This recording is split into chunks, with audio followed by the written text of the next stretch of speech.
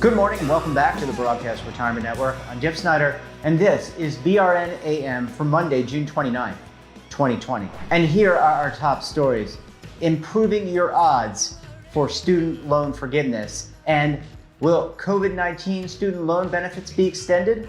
Joining me now to discuss this and more is Betsy Mayotte. She is the founder and president of the Institute for Student Loan Advisors. Betsy, thanks so much for joining us on the program again this morning. Thanks for having me back. Good to see you. It's good to see you as well. I hope things are going well in the Boston area post-COVID.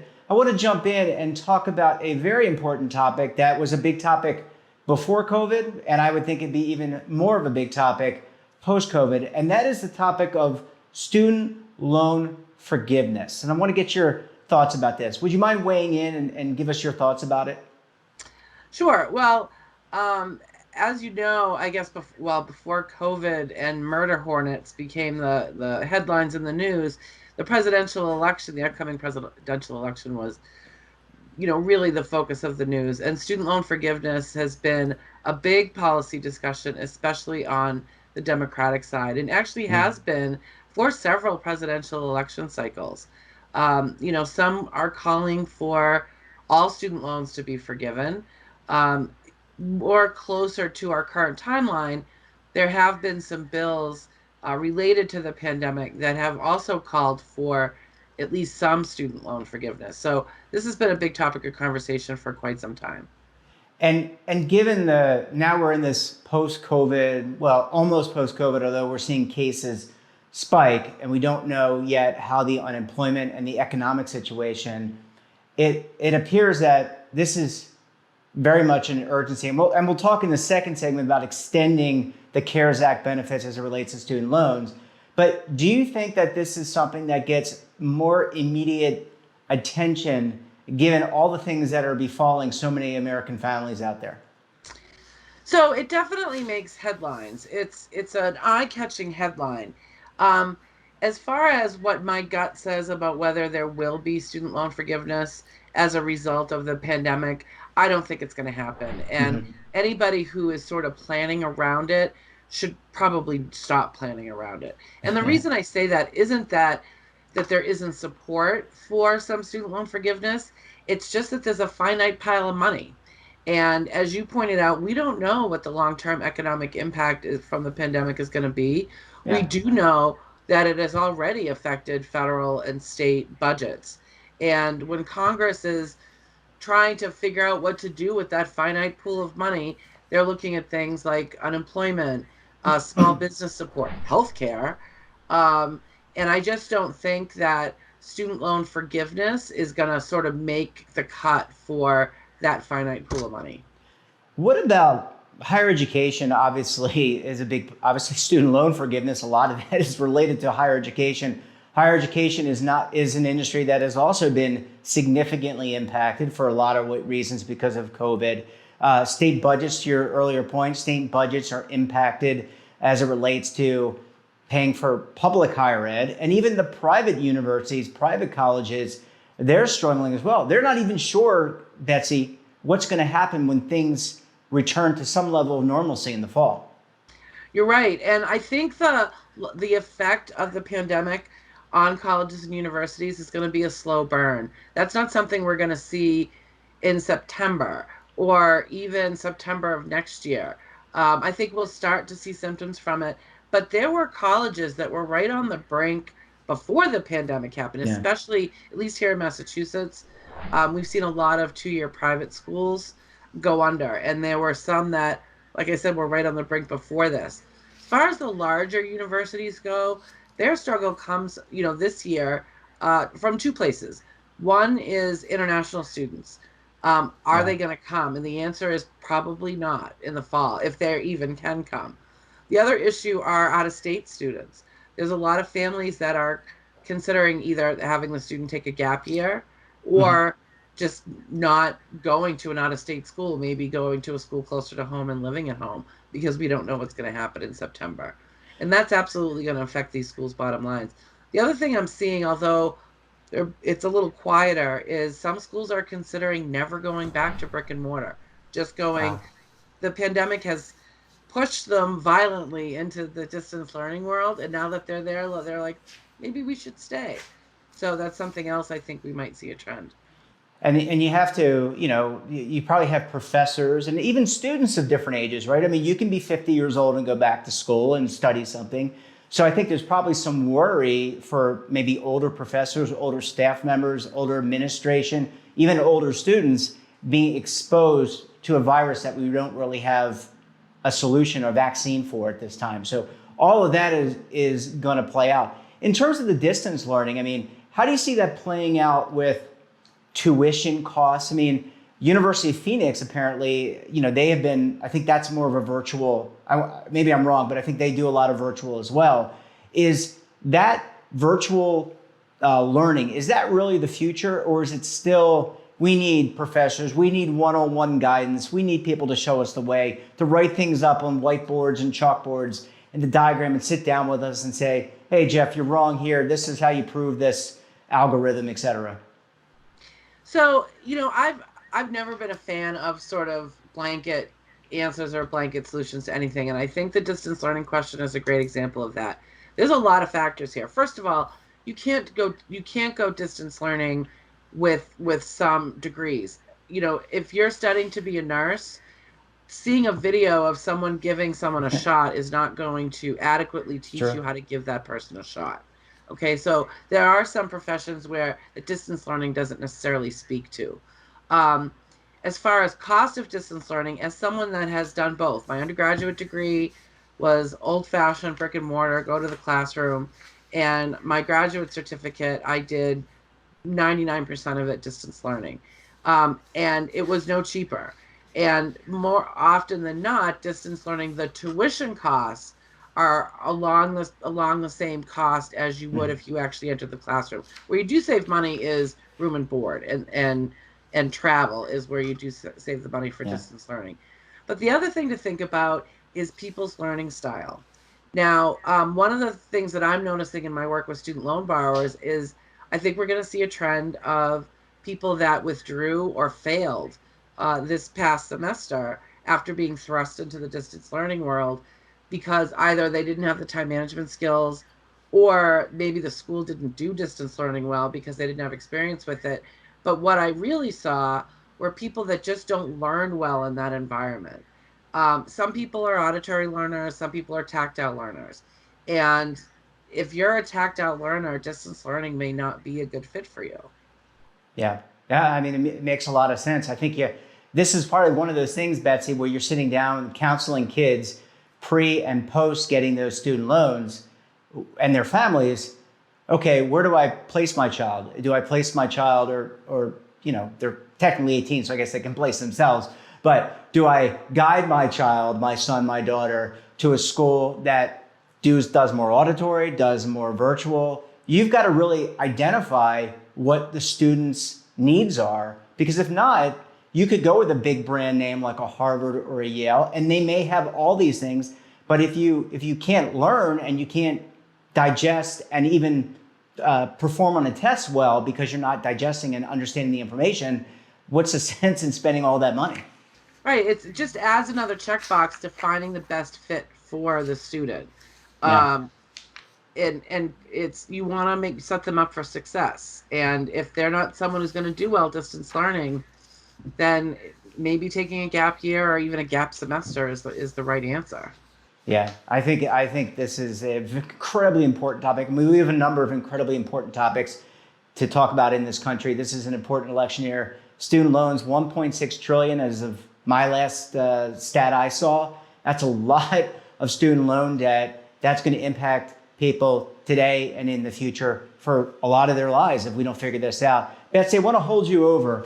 When we come back, we're going to talk to Betsy about possibly extending some of the CARES Act loan forgiveness features. You're going to want to stay tuned right here on BRN AM.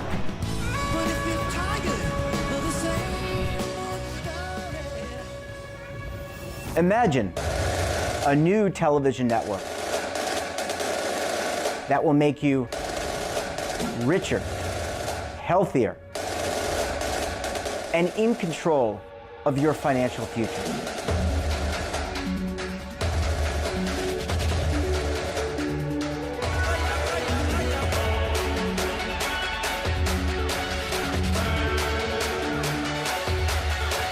This network is for the policewoman in Nashville, Tennessee, the baker in Dubuque, Iowa, the teacher in Lexington, Kentucky.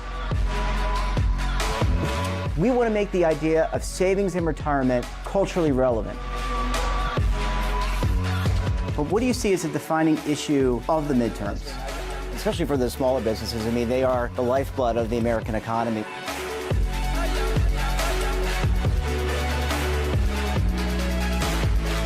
Featuring exclusive interviews, current affairs, and docuseries. 33 years old, you retired early. The philosophy is money only matters if it helps you live a life that you love. But you got to start thinking about retirement as soon as you get in. The Broadcast Retirement Network will drive very high engagement with premium partnerships. So this isn't retirement and savings for your parents or grandparents. This is for all Americans. And we're going to change the way you think about money.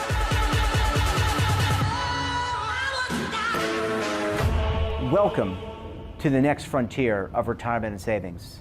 This is BRN, the Broadcast Retirement Network. The windows on our homes, they protect us and the ones we love, but they do much more. At Renewal by Andersen, making your home more comfortable is at the center of every window we make. It's why we custom build our windows in America and install them in as little as 1 day. It's why we build our frames with exclusive Fibrex composite material that's 2 times stronger than vinyl. It's why our glass helps keep your home warmer in winter, cooler in summer, and quieter all year long. It's why we stand behind every window with a 20-year limited warranty. Why not help lower your energy costs while giving your home and family the best? Call 1-800-835-6525 to schedule a free in-home consultation. Buy one, get one at 40% off with this special offer. Plus, get special financing with no money down, no monthly payments, and no interest for 1 full year. Renewal by Andersen, the better way to a better window. Call 1-800-835-6525 now.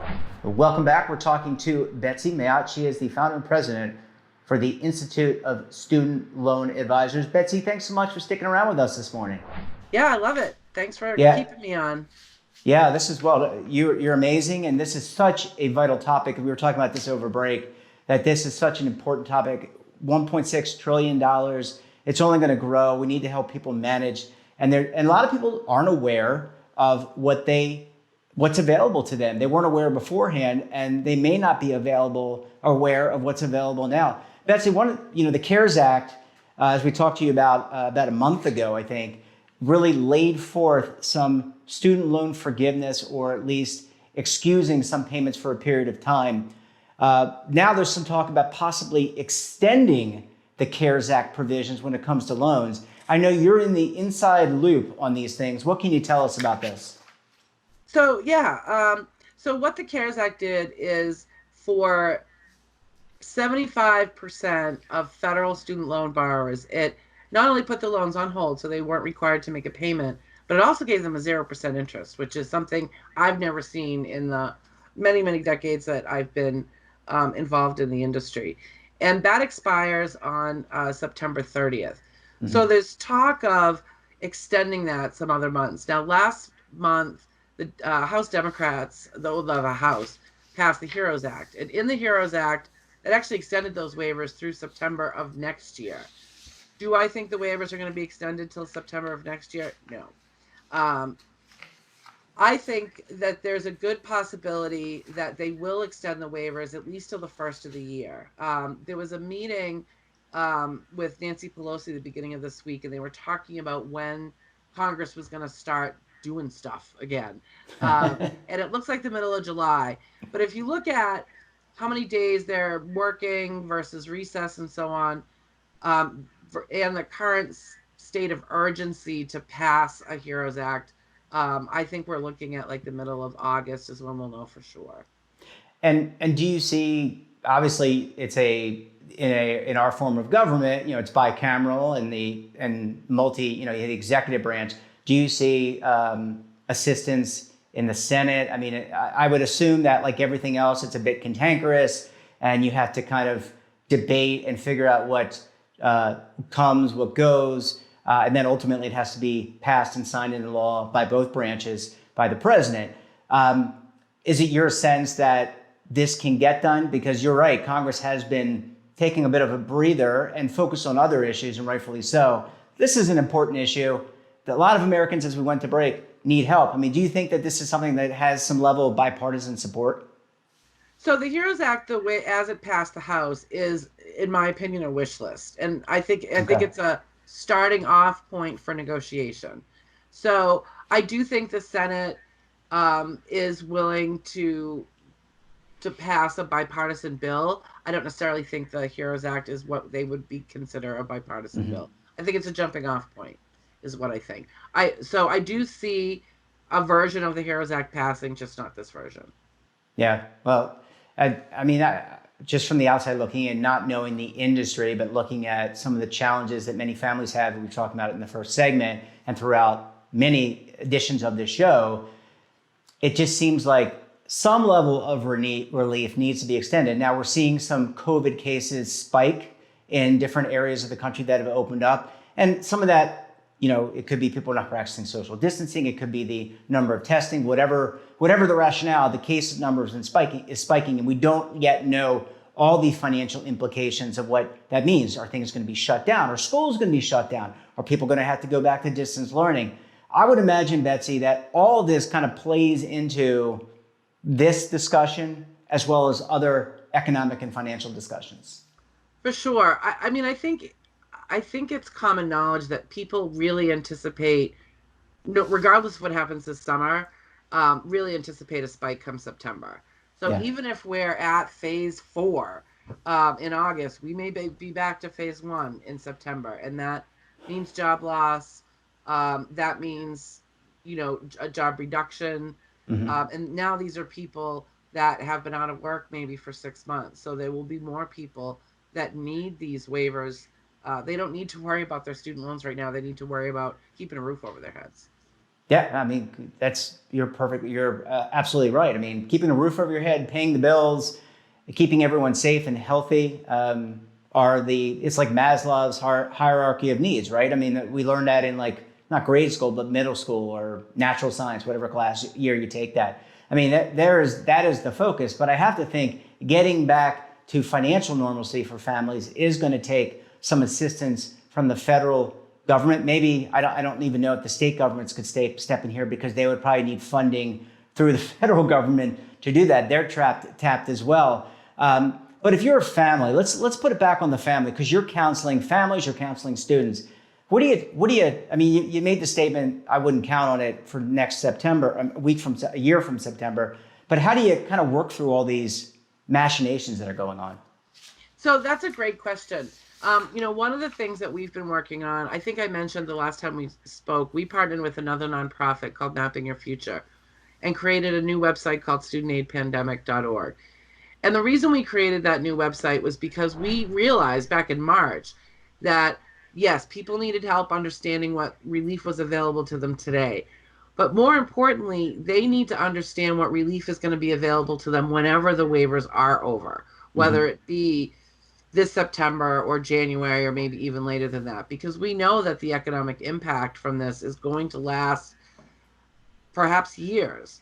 Yeah. So if you're someone that anticipates still struggling with their student loans once the waivers end, now is the time to get educated on what options are going to be available to you and which ones might be better for you. For example, unemployment deferments or payment plans that are based on your income. If you have private loans, now's the time to find out if your private lender is offering relief or not. So be prepared. It's a lot less scary if you know what your options are going into it. Yeah, and start now and don't wait for things to lapse, because if they lapse and you don't know, now you're scrambling around. And so while you have the time, if you're home, if you're still quarantined, you're not back at work, now's the time. And then when you're talking to people, I'm assuming you're doing it by Skype or Zoom, right? So people can contact your organization, work with you, but I'm assuming you still do that virtually right now. Oh, we always have, and we always will. It was just the nature of, so my life hasn't changed so much, except I'm just not on the road as much.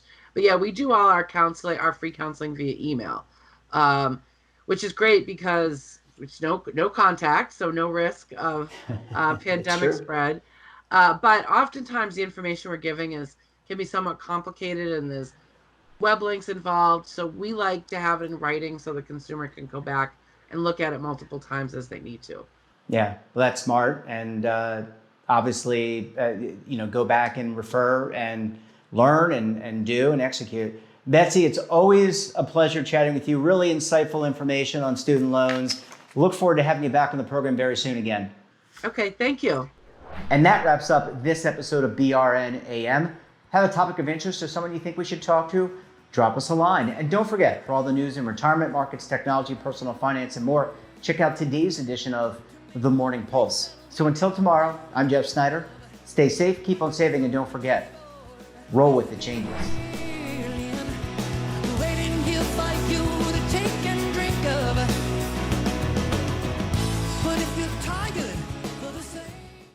Attention!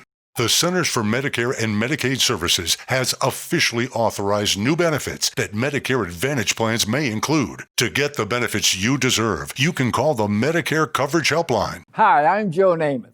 If you're on Medicare, this is important information.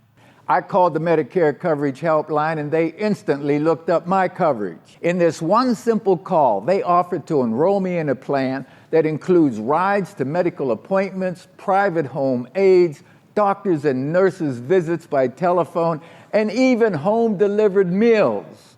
The plan also includes dental, vision, hearing, and prescription drug coverage, all at no additional cost. Don't delay. Call to see if the new benefits are available in your area. Call the number on your screen now. It's free. Call 1-800-757-1451. That's 1-800-757-1451.